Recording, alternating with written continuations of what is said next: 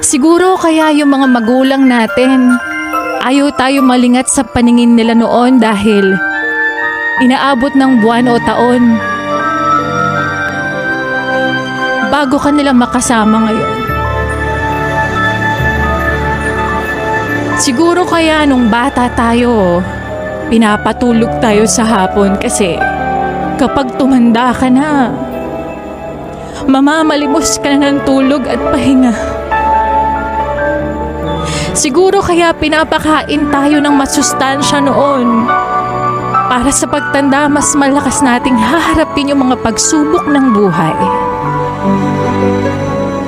Siguro kaya kailangan sabay-sabay kumakain noon.